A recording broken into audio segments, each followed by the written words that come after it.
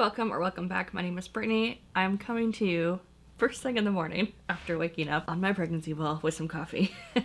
The long list for the Booker Prize for 2025 has been announced, and I figured it would be really fun to go through that with you before I see any spoilers, because my friend has texted me. It like popped up on Instagram for 2 seconds, and I was like, oh my god, I have to talk about this with you before I just like spoil all of it. And I don't think I can wait all day, so we're gonna get right into it. Before I pull it up, I just wanted to share what the Booker Prize is and kind of what it's about. I first heard of it last year when I read this book by Patricia Lockwood, No One Is Talking About This. I found this at a local bookstore in a town a couple hours away, and it was shortlisted for the Booker Prize in 2021. And this is one of my favorite books from last year. It was a very interesting read because I can't say I enjoyed it at the time. It was very strange, but then something happened in this book, and the ending had me sobbing. Like, I understood what No One Is Talking About, and like, it was so good. It was such a unique experience to go from like kind of lukewarm to a really solid ending, and like just the overall experience, the message, what happened at the end, like it was so impactful. It was so interesting in the structure and the way it was told and what it was saying, and I wanted more books like this. So I kind of went on a rabbit hole last year looking up different awards, and the Booker Prize kind of just caught my eye. So this book, if you are interested in picking it out, it is following a social media influencer, and we're getting her like word vomit, Twitter, meme, poetry, stream of consciousness as she is going about her life. If you don't know much about internet culture, some of the things might be lost on you. There is an article that goes through all the memes in this book, which I can't say if you should like look up before you read it or like after. I don't know if it would spoil anything. I found the article after. So even when I get to a reread, which I would like to do, I do want to go through that article and like look up what some of the memes are that she's referencing. Like a garage door spray painted with the words "Stop, don't email my wife." Like, I want to look up what some of those things are. But yeah, it's super weird. Like, the beginning half like had me lost. I maybe wasn't into it. There were some really good lines, some interesting thoughts about social media, but then there's a tipping point in this book where that is no longer the focus, and we find out what no one is talking about and what is so important for our main character. And I can't tell you, like, there was no way I could have predicted what was happening here at the end of the book, and I'm gonna cry thinking about it. Oh god. It was so good. And you should really read the author's note. This is more fact than fiction. It is based on some real events, and it just like, oh god, it just like really hit. So maybe I should wait until after pregnancy to read it. I can't even talk about it. But anyways, oh my god.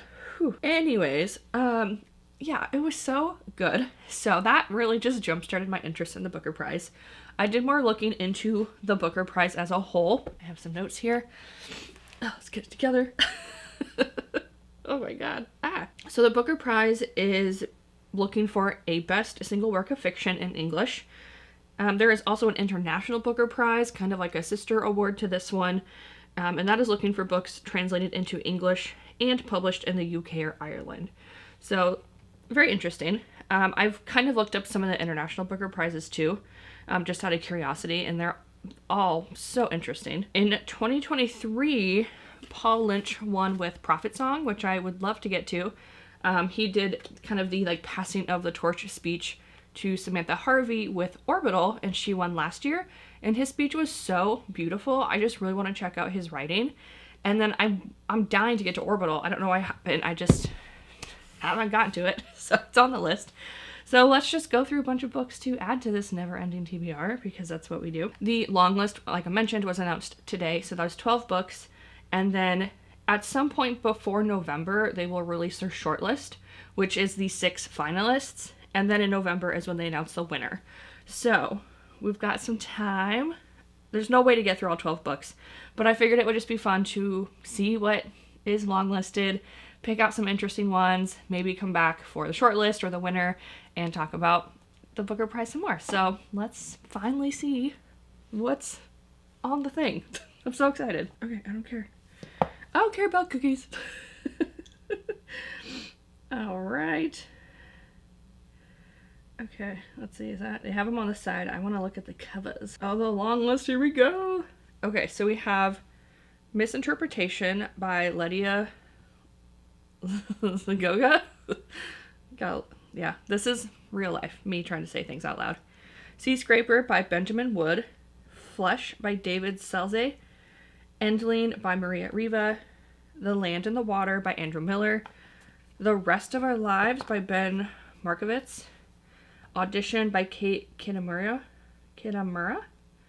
The Loneliness of Sonia and Sunny by Kieran Desai. Flashlight by Susan Choi. One Boat by Jonathan Buckley. Universality by Natasha Brown. The South by Tosh Au. And Love Forms by Claire Adam. My first impression is I just love the covers. I just think all of these are really catching, and they're the type of covers that would make me feel like super smart, like reading in public. You know, like instead of pulling out like a fourth wing, you pull out something like literary and you're like, like I'm super smart. Those are like the type of book covers that I like. Even if I'm not that smart, I do like the look of a lot of these. The only one I have heard of is Flashlight by Susan Choi. And I don't actually know what it's about. I've just heard of it. So let's look at each of them. I'm so excited. So this is Misinterpretation. In present-day New York, an Albanian interpreter reluctantly agrees to work with Alfred, a Kosovar torture survivor, during his therapy sessions. Despite her husband's cautions, she soon becomes entangled in her client's struggles. Alfred's nightmares stir up her own buried memories in an impulsive attempt to help a Kurdish poet lead. And an impulsive attempt to help a Kurdish poet leads to a risky encounter and a reckless plan. As ill-fated decisions stack up, jeopardizing the nameless narrator's marriage and mental health, she takes a spontaneous trip with her mother to reunite in Albania, where her life in the United States is pulled into stark relief. When she returns to face the consequences of her actions, she must question what is real and what is not. First impression, I love an unnamed narrator. I don't know why. I think it's so cool when they remain this mysterious person. Like, there's so many books where, like, I've read and the narrator's unnamed, and it's just like my favorite subtle thing in books because it just adds this layer. Like Night Bitch does it.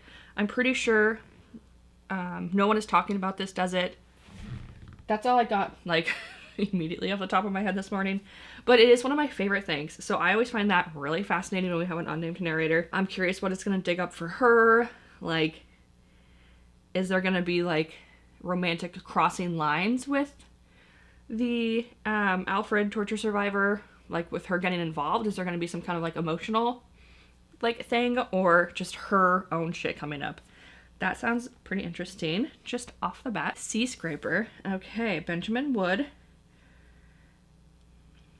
Thomas lives a slow and deliberate life with his mother in Long Ferry, working his grandpa's trade as a shanker. What's a shanker? I'll have to look that up.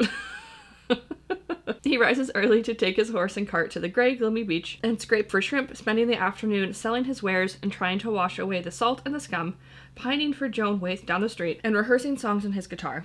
At heart, he is a folk musician, but it remains a private dream. When a striking visitor turns up, bringing the promise of Hollywood glamour, Thomas is shaken from the drudgery of his days and begins to see a different future. But how much of what the American claims is true, and how far can this inspiration carry Thomas? Haunting and timeless, this is the story of a young man hemmed in by his circumstances, striving to achieve fulfillment far beyond the world he knows. Interesting. Okay. I think I'm more interested in what a shanker is. I could see that one, like, maybe the plot isn't super captivating initially, just that little synopsis, but I could see that being a really quiet story that, like, there's something missing or like something you kind of get hooked in on, and then you'd be like, whoa, that was really good. Flesh by David Selze. I made that up. I don't know if that's right. A 15-year-old Istvan lives with his mother in a quiet apartment complex in Hungary. New to the town and shy, he's unfamiliar with the social rituals at school and becomes isolated with his neighbor, a married woman close to his mother's age. Oh, he's 15. Oh, okay. And that's his only companion. Their encounters shift into a clandestine relationship that Esteban barely understands, and soon his life is out of control. As the years pass, he is gradually carried upwards on the 21st century's tides of money and power, moving away from the army to the company of London's super rich with his own competing impulses for love, intimacy, status, and wealth, winning him unimaginable riches until they finally threaten to undo him. Interesting. I read Tampa by Alyssa Nutting last year. No, I think it was like early this year, actually. I think it was this year. Pregnancy brain, I don't know. Anyways, I read Tampa.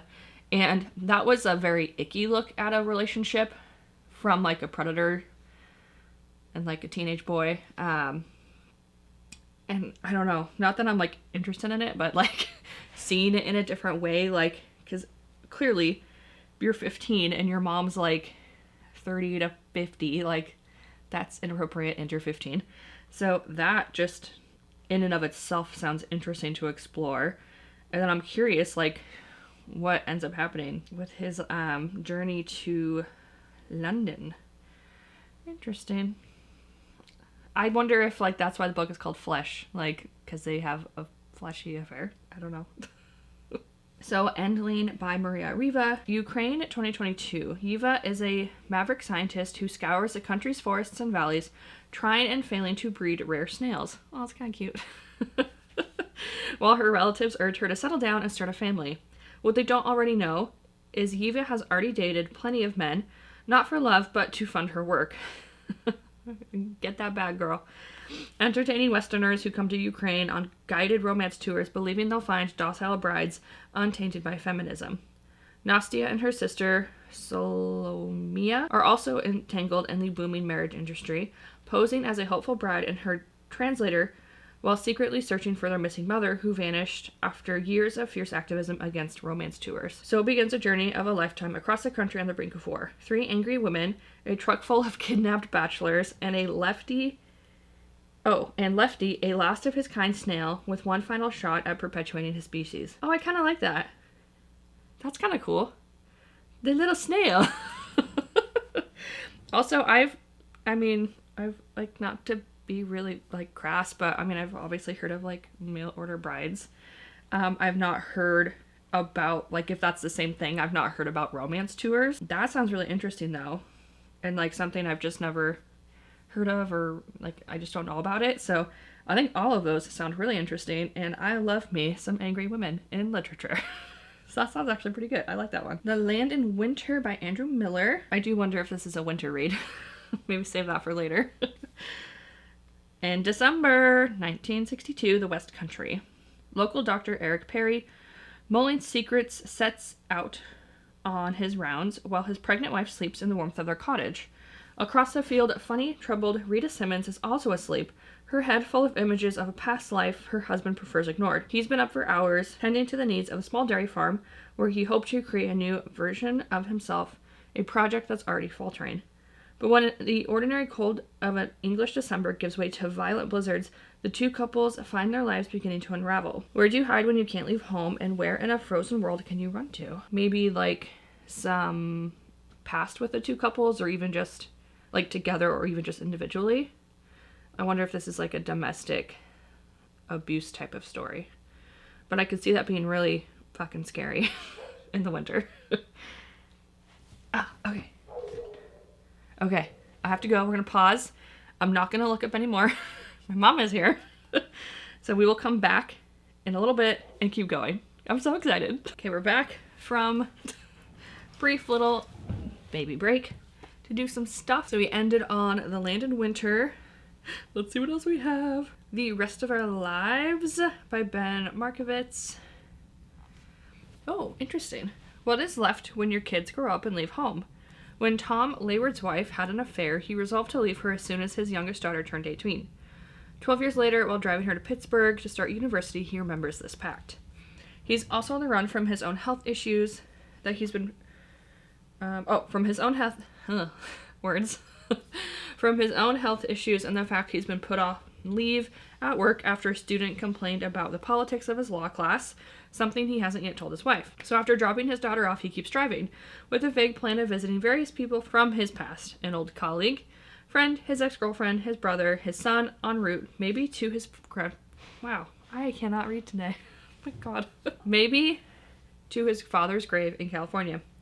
Pitch perfect, quietly exhilarating and moving, this novel is about family, marriage, and those moments which may come to define us all. Interesting. I think... I'm not quite there yet, but I think the phase of life after your kids have moved out is very interesting. I've just seen some people in my life handle that well and struggle, and like retirement, like I don't know, it seems like there's a lot of nuance to that. And I also have thoughts about waiting until your kids are out of the house to actually get divorced. I have thoughts about that.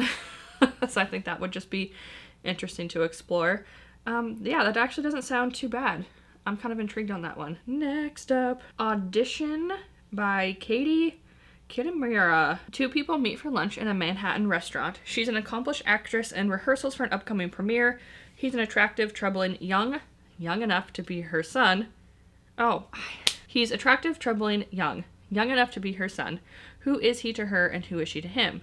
In this compulsively readable, brilliantly constructed novel, two compelling narratives unspool, rewriting our understanding of the roles we play every day. Partner, parent, creator, muse, and the truths every performance masks, especially from those who think they know us most intimately. I guess that first synopsis doesn't really sound that interesting, but we will see how this shapes up. Next up, The Loneliness of Sonia and Sunny by Kieran Desai. When Sonia and Sunny first glimpse each other in an overnight train, they are immediately captivated, yet also embarrassed by the fact their grandparents had once tried to matchmake them. A clumsy meddling that only served to drive Sonia and Sunny apart. Sonia, an aspiring novelist who recently completed her studies in the snowy mountains of Vermont, has returned to her family in India, fearing she is haunted by a dark spell cast by an artist to whom she once turned to for intimacy and inspiration. Sunny, a struggling journalist resettled to New York, is attempting to flee his imperious mother and the violence of his warring clan. Uncertain of their future, Sonia and Sunny embark on a search for happiness together as they confront the many alienations of our modern world. Okay. Two young people navigating the many forces that shape their lives, country, class, race, history, and the complicated bonds that link one generation to the next. You know, I do love a good generational story. And I like how, I don't know, maybe, hopefully, we spend time in India. Sounds like we might. But I feel like India is a place I don't typically read from or read about often. So that could be fun. This is the only one I've heard of. I've mentioned this earlier, Flashlight by Susan Choi. One evening, 10-year-old Louisa and her father take a walk out on the breakwater. They are spending the summer in a coastal Japanese town, while her father, Sarek, a Korean something, completes an academic secondment from his American university. That's a lot of smart words I don't know. When Louisa wakes up hours later, she is washed up on the beach and her father is missing, probably drowned. The disappearance of Louisa's father shatters the small family unit. As Louisa and her American mother Anne return to the U.S., the traumatic event reverberates across time and space, and the mystery of what really happens to Sarek slowly unravels. This moves between a post-war Korean immigrant community in Japan to suburban America and the North Korean regime to tell the astonishing story of one family swept up in the tides of the 20th century history. Okay, a little bit of a murder mystery, maybe murder, I don't know. But definitely a bit of a mystery there. I've been to Japan, and it's gorgeous there, so I do enjoy picking up Japanese literature, so that's exciting. One Boat by Jonathan Buckley. On losing her father, Teresa returns to a small town on a Greek coast, the same one she visited when grieving her mother 9 years ago. She immerses herself in the life of the town, observing the inhabitants going about their business, a quiet backdrop for her reckoning with herself. An episode from her first visit resurfaces vividly, her encounter with John, a man struggling to come to terms with the violent death of his nephew. Soon, Teresa encounters some of the people she met the last time around. Petros, an eccentric mechanic, whose life story may or may not be part of John's. The beautiful Nico, a driving instructor. And, you probably don't... Xanthi? how do you say? I don't know. And this person and a waitress in one of the cafes on the leafy town square. They talk about longings, regrets, the passing of time, and their sense of who they are. I do love, sometimes it's hard to like hook me with stories like that, but I do love when you have like multiple different characters who don't really seem to relate and they like all come together and like hopefully what you want is a satisfying way. So maybe like that could be interesting. Also, if we're in Greece, lovely. Hopefully there's beautiful like imagery of the country. Okay, next up is Universality by Natasha Brown. Remember, words are your weapon, they're your tools, your currency. Late one night on a Yorkshire farm, a man is brutally bludgeoned with a solid gold bar. Hence the cover. Yikes. A plucky young journalist sets out to uncover the truth surrounding the attacks, connecting the dots between an immoral banker landlord, and iconoclastic columnist and a radical anarchist movement. That I also don't know some of those words. She solves the mystery, but her viral long-read expose raises more questions than answers. This is through a voyeuristic lens, focusing on words, what we say, how we say it, and what we really mean. Interesting. I'm intrigued. The South by Tosh Ow. When his grandfather dies, a boy named Jay travels south with his family to the property he left them, a once flourishing farm that has fallen into despair. The trees are deceased, the fields parched from months of drought. Still, Jay's father Jack sends him out to work the land or whatever's left of it. Over the course of these hot, dense days, Jay finds himself drawn to Chon, the son of a farmer's manager. Different from him in every way except one. Out in the fields and on the streets, the charge between the boys intensifies. Inside the house, the other family members confront their own regrets and begin to drift apart. Like the land around them, they are powerless to resist the global forces that threaten to render their lives obsolete. Do love a forbidden love. Where is this at again? I wonder where this takes place. Somewhere in the South, but like the South of where? Maybe. Well, I mean, the author is born in Taiwan, so I wonder if like somewhere, like there's a farm in Taiwan. I mean, that would be really cool if it was on a, like in Taiwan. I just really enjoy like visiting other countries through books, like the imagery, like the descriptions of the places and things, like, because I haven't been to some of these places, obviously, and I don't know if I'll ever get to go to Taiwan. But that would be cool if that's where it took place. The last one, Love of Forms by Claire Adam. Trinidad, 1980. See, never been to Trinidad. That'd be cool. Dawn Bishop, 16 years old, leaves her home and journeys across the sea to Venezuela. There she gives birth to a baby girl and leaves her with nuns to be given up for adoption. Dawn tries to carry on with her life, a move to England, a marriage, a career, 2 sons, a divorce. But through it all, she still thinks of the child she had in Venezuela and what that might have been. Then 40 years later, a woman from the internet gets in touch. She says that she might be Dawn's long-lost daughter, stirring up a complicated mix of feelings. Could this person give form to all the love and care Dawn has left to offer? Okay, I do kind of like that. As someone who's about to be a mom, that would be a really hard decision to give your child up. But obviously if you're 16, if you're leaving home, like there's so many factors and reasons why that could be the right choice for you. But it's interesting, like even in this book format, that that's something that still affected her. Like I would think it would. Yeah, that would be crazy. And hopefully a lovely story if they get to reconnect. I'm not mad about this. I definitely think there's quite a few that sound interesting. I mean, they all sound good in their own way. There's a couple that maybe didn't catch me right away, but I would say Love Forms for sure. I think it was Seascraper, Flesh, and Endling. I kind of already forgot what I talked about earlier this morning. Endling knows about the Ukrainian romance tours. I think Flesh was, an affair with a married woman close to his mother's age and a 15-year-old. I think Seascraper sounded good too, because he was the shanker, and I don't know what that means. I just want to know what that is. I guess I could Google it, but I'll get there eventually. Yeah, I think all of these sound pretty decent. Hopefully I can get to some of these. If you are into the Booker Prizes, let me know which ones you were interested in. Hopefully I can read a couple. I know sometimes people wait till the short list to see kind of like what the top books are. But yeah, hopefully I can pick up a couple. If not, pick up past Booker Prize books and then prepare for this year. Are you into any of these book awards? Let me know. I do think they're super interesting. The other one I'm interested in every year is like the Women's Prize for Fiction. I already mentioned the International Booker Prize. I will probably do something similar for the Goodreads Choice Awards. I enjoyed watching kind of like live reactions to that last year, so I kind of want to do my own. What else? Oh, the National Book Award, Pulitzer. Like there's so many like book award prizes out there. And I do think they're really interesting and fun to just kind of see like what is the best of the best for, you know, this year. Or even New York Times, they did their top 100 books of the century. Like, it's just interesting to see kind of where things rank. So I'd love to get to all of these, maybe eventually. But like I said, if there's any books from the long list today that you're interested, let me know. And maybe I'll try to prioritize some of those. I hope you have a good day, and I will see you in the next one. Bye!